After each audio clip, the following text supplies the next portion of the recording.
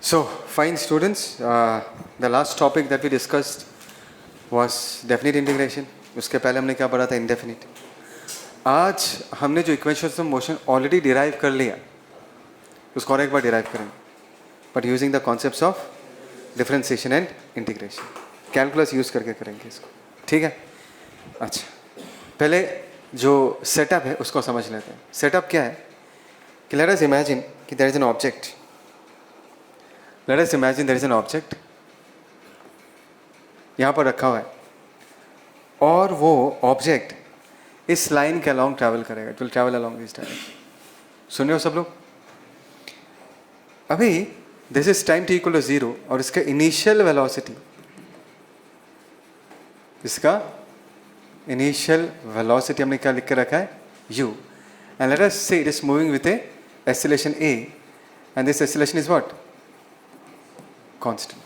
मैं तुमको सेटअप बता रहा हूँ कि सेटअप कैसा है, ठीक है? सोचो t टाइम के बाद ये ऑब्जेक्ट यहाँ पर आ जाता है. This is at time t. इस वक्त इसका वेलोसिटी कितना है? v. तो मैं v को इन दिस केस क्या मानूंगा? Final velocity. तो ये हो गया हमारा सेटअप, ठीक है? अच्छा, now we know some expressions. The expression is that velocity is the rate of change of position v equal to ds by dt होता है. हमें ये पता है कि acceleration is the rate of change of velocity a equal to dv by dt. सुना है ना ये सब चीज़ें, है ना? तो सबसे पहले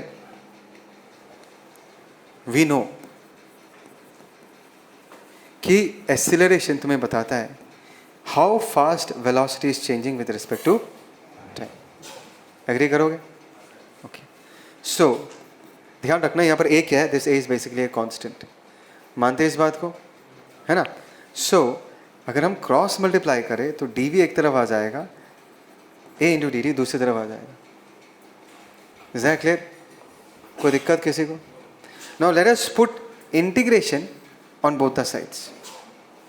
हमने दोनों तरफ इंटीग्रेशन साइन दोनों तरफ पुट कर दिया. देखो ये a कांस्टेंट है, ये बाहर आ जाएगा. Is that clear? ये एक क्या है? इट्स ए कांस्टेंट और ये बाहर आ जाएगा. तो हम इंटीग्रेशन dt पे लगाएंगे नहीं लगाएंगे? हाँ या ना? तो अगर मैं dt पे इंटीग्रेशन लगा रहा हूँ दैट मीन्स यहाँ पर मुझे टाइम के लिमिट्स पुट करना पड़ेगा. Starting time, ending time. Starting time क्या होगा? 0. एंडिंग टाइम क्या होगा? t.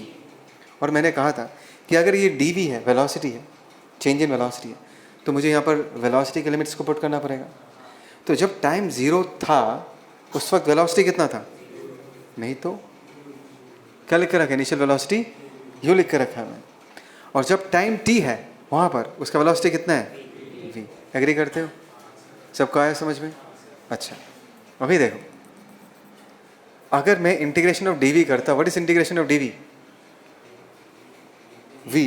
अरे जल्दी बोलो ना, dv का v होगा या नहीं होगा?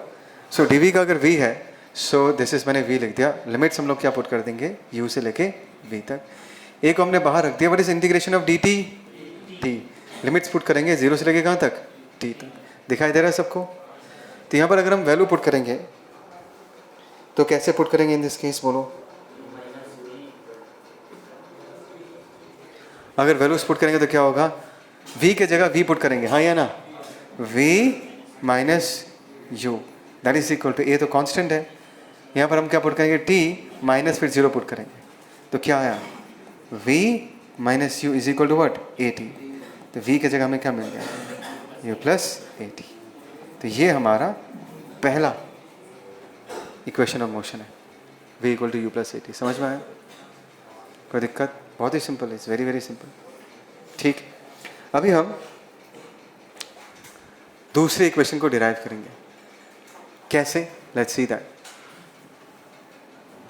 रेडी सब लोग? वी नो, मुझे तो पता है, तुम्हें पता ही नहीं पता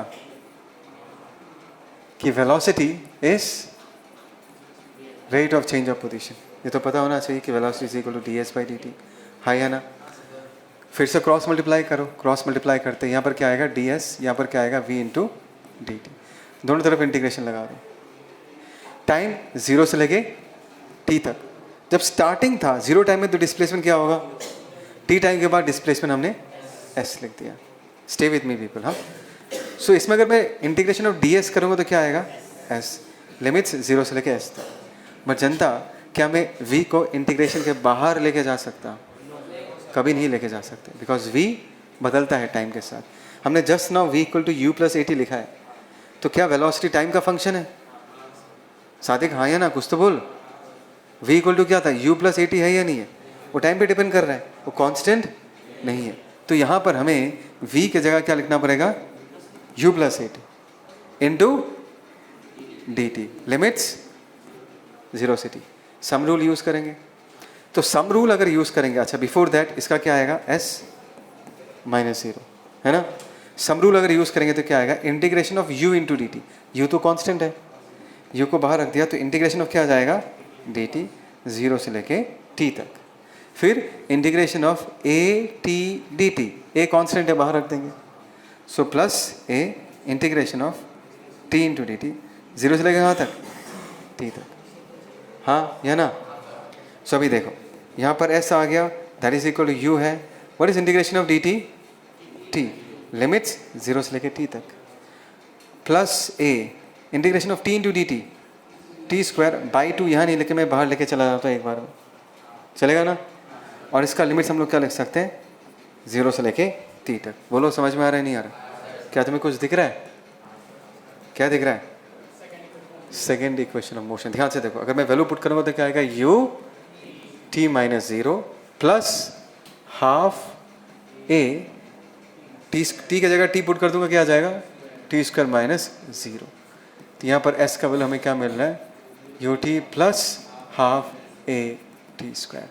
सो this is the second equation of motion, s equal to u t plus half a t square. बोलो समझ में आया नहीं आया। अच्छा लास्ट क्या बचा, v square equal to u square plus twice S.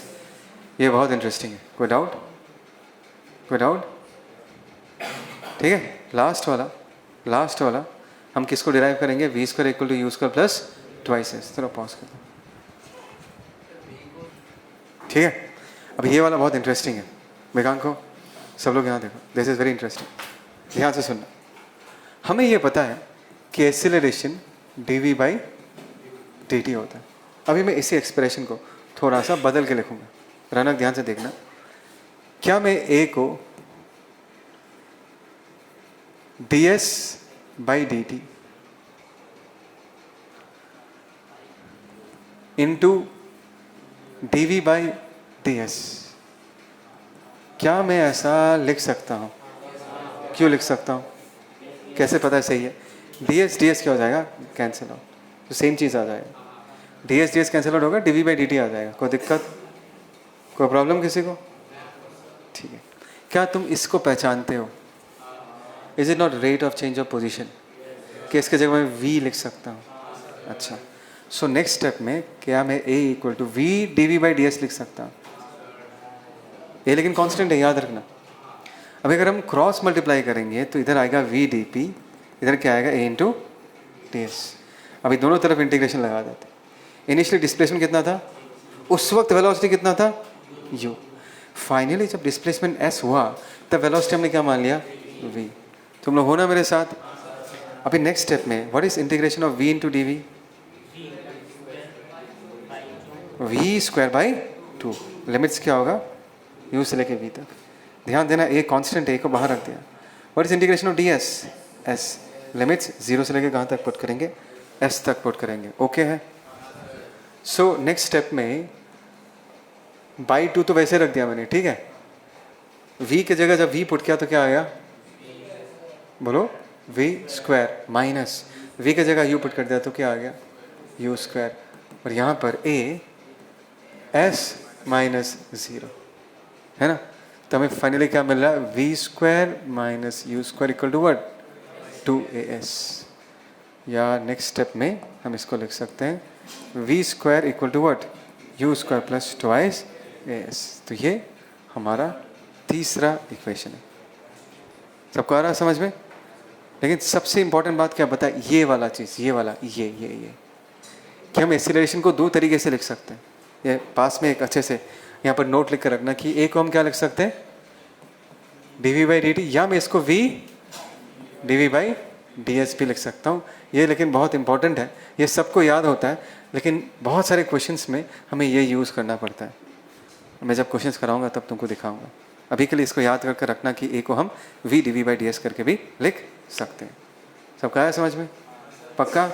Sure? वे आगे जाके हम इनके इक्वेशंस को क्या करेंगे, यूज़ करेंगे। एक इंपॉर्टेंट बात बताना चाहूँगा, देखो ये कैलकुलस एक ऐसा मेथड है जिसको हम हर सिचुएशन में यूज़ कर सकते हैं। ये हमने स्पेशल केस में यूज़ किया। यहाँ पर माना कि एक्सेलरेशन क्या है, कांस्टेंट।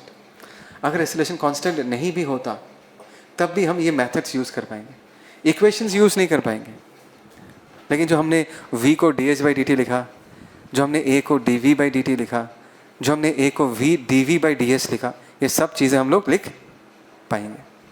समझ में आया? जो नेक्स्ट पार्ट है इसमें मैं तुमको कुछ क्वेश्चंस करा के दिखाऊंगा जहाँ पर एक्सेलरेशन कांस्टेंट नहीं होगा। समझ में आया? एक्सेलरेशन कांस्टेंट नहीं है, so we can not use the equations of motion, but by using this calculus, by using this differentiation and integration we can solve problems. समझ में आया सबको? श्योर? चलो।